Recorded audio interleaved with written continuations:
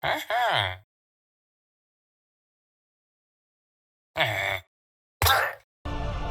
This format is no longer profitable!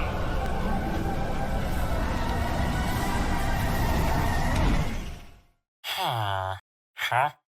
It's amazing that it didn't break in the 100-day video, but my armor is barely hanging on by anything here, so I need to repair it, like right now. We need obsidian, steel, and diamonds, because I don't want this armor to break. It's actually pretty decent armor. So the great thing about having my steam turbine is that I don't actually need these reactors running, unless I want to be producing a specific type of, like, element or something like a fission isotope thing.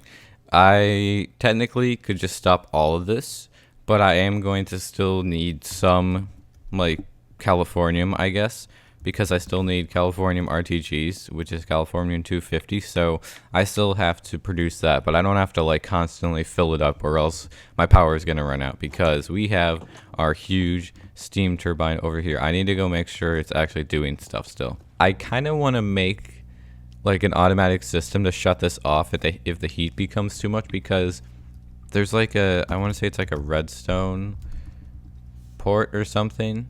Molten salt reactor, yeah, it's that. Used to turn the reactor on and off. The heat level of the reactor can be read with the comparator from this block. That's kind of what I want to do. So what I'm going to do is just turn this on, because we're going to need it to actually generate heat to test how this is working. So I assume that this can get stuck anywhere. So let's stick it right there. Okay, yeah, it works just fine. So if I have this being measured, there shouldn't be any output, because there is zero heat being created. But the second that any heat gets created, I want it to just shut off. Pretty soon it should start making heat, because it should be running out of the stuff in there. Oh yeah, it is. So we're getting heat now, and this thing activated. So if this thing is active when there's power, we're going to need a thing like we're gonna need to invert the signal, so that when this thing lights up, that thing is turned off. So if we do that, that will shut it off, and then when this heat dissipates, it should reactivate with this super simple circuit here. Oh, the heat dissipated enough that it turned it back on, but then it's immediately gonna like turn it off and on again. I think this might just maintain it. You see, look, it doesn't fully dissipate the heat before this thing stops reading it, but it seems like it's gonna never let the heat get to a certain like point. It's never gonna let it melt down. We'll have to check on this every so often to make sure it's actually not gonna melt down. That's what we have to be careful of. I'm assuming that this should maintain it, but I have never tested this before, so I can't be 100% certain. I really need to have my steel production automated, because I need steel as a building block in addition to other things. So that's probably what we're going to try to do today, is automate steel, and I know just what we can do to do that. We should have plenty of power now at our disposal to run large machines, which is what we're going to be needing. The most efficient way to create steel is in the alloy furnace, because it allows you to use one piece of coal coke to produce two pieces of steel, two steel ingots. So we could do that. The base process time 400 ticks, 20 seconds versus in the arc furnace. I'm not sure which is faster. Actually, the thing is, it can do multiple things at once. So I think it might be worth having this thing I guess produce multiple pieces of steel at the same time, as opposed to just getting like 2 steel per coal coat. So we could use another factory room. We could use another like machine room. Also, I hate that this pollution turns the ceiling to cobblestone. It's really bad. That's what's doing that. I've fixed it so many times, I eventually gave up. It's just the ventilation system is not amazing here, so that's a thing. Yeah, like I said, we are in need of another machine room, and this area that I built a while ago is exactly what we're going to be using to get down to our new level. Oh, there are several uninvited guests down here, some of them with weapons apparently, but this is what I've been working on. I'm digging this shaft down here to the second layer of our bunker. It's technically gonna be like the basement floor. I don't think we're gonna be going deeper. I don't really know if we'll have a reason to in the future. I mean, maybe. So I just remembered something that will actually be super helpful. I just remembered I have this cool elevator mod installed, so I figured I may as well make some elevators. What even is that? A cat bed. Oh, okay, neat. Well, we're trying to make these elevators, and we want them to be black elevators. I also could use some glass to go with this.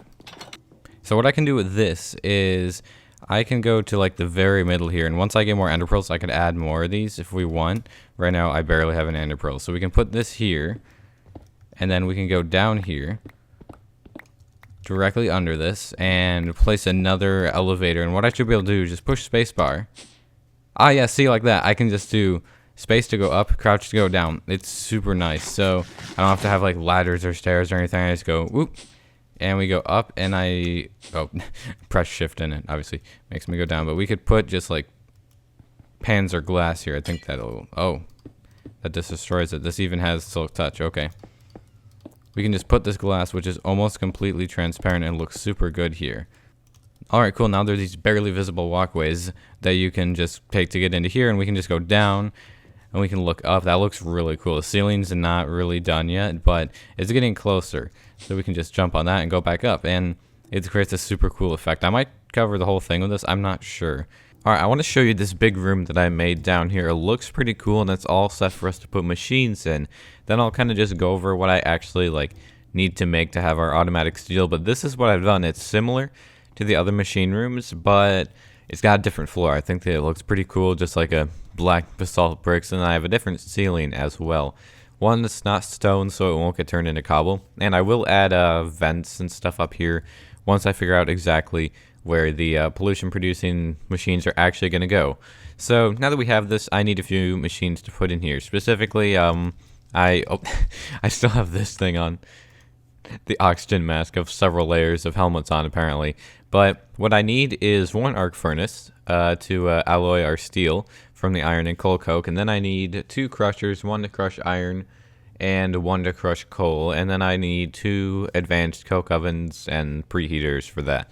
So I have a lot of stuff to make. Should be plenty of room in here. We'll have to run power down here as well because the arc furnace takes a lot of power, that's for sure. Alright, I have everything I need for the arc furnace. Almost. There's 3 crucial things that I'm missing, which are very essential, and I have to obtain still, and those are the arc furnace electrodes, the graphite electrodes, which can be crafted just in a metal press, but that's only 50% integrity. If you do it in the engineer's workbench, however, you get 100% integrity, but that requires a engineer's blueprint for arc furnace electrodes, which you can't craft. You have to find it in chests like village chests and stuff like that. So I need to go look for a few villages and see if I can't get my hands on an arc furnace electrode blueprint. This is where I could locate some. Maybe in here. Oh, common projectiles. Yo, I just found this village here. There's no buildings in there that have potential for schematic thing for blueprint, but there's like this big pyramid over here, and there's a desert temple, but I can't land because there's so many mobs thanks to this darn blood moon. So this desert temple here has a lot of cool loot in it. It's kind of similar to the one that I found in like the first video that we made in this series, but there's like a lot of gunpowder and stuff. There's several more enders like the one I have now, and a bunch of just other really cool stuff. So I'm gonna start collecting it up. Luckily I have a lot of storage crates. Come on, blueprint. Ah, common projectiles. I wonder if you can even find them. I'm pretty sure I found like arc furnace electrode blueprint in these places before. I guess I could be wrong, but I don't know. I'm gonna kill this enderman, then we're just gonna go back. We'll make the weak electrodes. It's not the end of the world. Well, the cool thing is that I have a fixed chest plate now, and bad thing is I have 5 levels because it took way too much experience to do that, but I also have started setting up these advanced coke ovens here, and this is where I have my like special ender chest that the drill that's mining coal really far away mines from, and it basically will take the lapis, because it also mines lapis for whatever reason. There's lapis in that chunk. It sticks it in here, and the coal comes out here. I think it's either out of ender pearls powering the chunk loader or out of coal or both, so I may have to reactivate that. But we have a lot of coal to start with, And right here, I'm going to stick a crusher. And the crusher will crush up the coal, and it will get it into these things here, which will then produce a huge amount of coal coke. All right, let's see how this thing works. So if I throw in some coal here, this should all start going, and we're definitely not running out of power because we have these enhanced energy conduits. I may have to not have these be wires because these are going to produce pollution, and the pollution will probably break the wires. So that's something I'm going to have to be careful of. Oh, these conveyor belts are not in the right spot. Let's go that way. Yeah, these wires are not going to work, I'm thinking. But on the bright side, with these energy conduits, I don't have to worry about running into wires and just dying all the time, so that's pretty cool. Okay, so this is going, there's nothing in there, so this needs to be somewhat constant. Let me just chuck that and the rest of that into there. So that's all going to go into here probably, because it can fit there.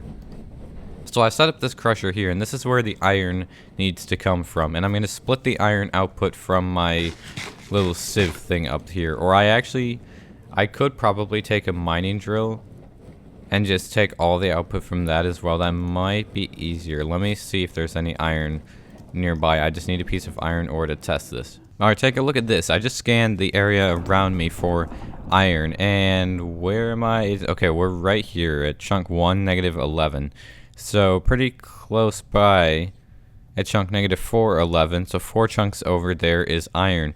Now I should be able to stick a drill underground and extract iron from that chunk. So I may set up a completely new iron mining drill just for this. You want to know this other really crazy thing? Well, look at this. I had just like left some coal or stuff in here and forgotten about it.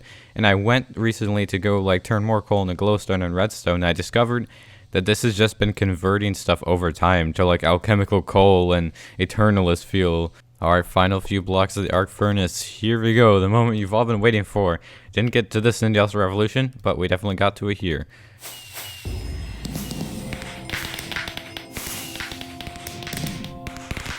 This thing is pretty massive, and it's pretty awesome. It's one of the coolest machines, I think, from the immersive engineering mods, and we're about to see what it can do. We need some electrodes, though. Alright, I think that this is all ready. This is perfectly fine in putting the coal coke into here.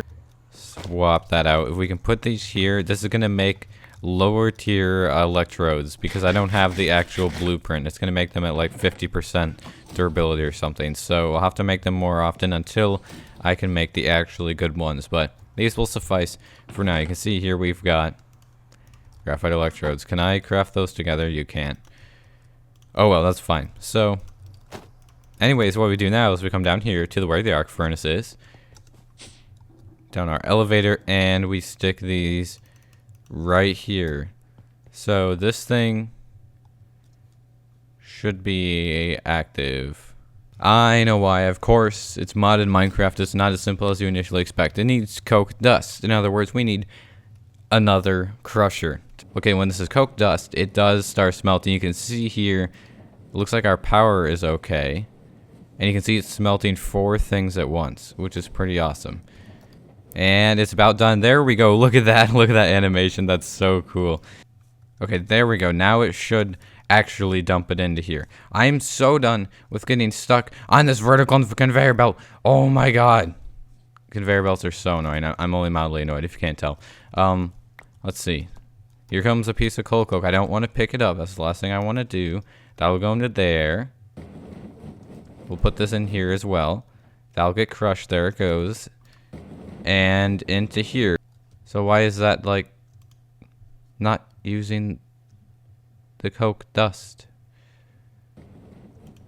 Or I may have finally fixed the problem here. I don't know.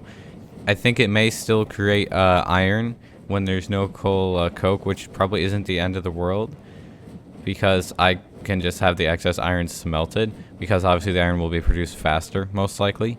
But I did fix the power problem because this thing was running out of power. It wasn't good.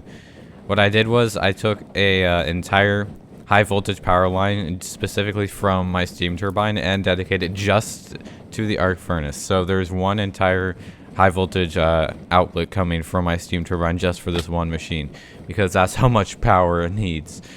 It's kind of insane. Let me keep putting iron into here. Looks like we haven't really run out of like coal, coke, or anything yet, which is good. So there's a few things that need tweaking, still a few kinks we have to work out, but pretty much I'd say it's pretty good. It is automatically producing steel. That is what we care about, and I'll probably just fix this stuff off camera. But yeah, hope you enjoyed this Space Age video. If you did, be sure to drop a like and subscribe if you haven't already. Also join the Discord server as well. It's pretty awesome. We have 8,000 members, and if you want to play with some of your friends or other people on a modded Minecraft world, specifically the Industrial Revolution mod pack. What the heck is happening up there? Then you can become a Patreon, and for $5 a month, you can have access to a 100 Days in the Industrial Revolution mod pack SMP server that I'm hosting there. We have quite a few members. It's pretty cool. But thanks for watching. I've been Sbeev, and I'll see you in the next video or live stream. Bye!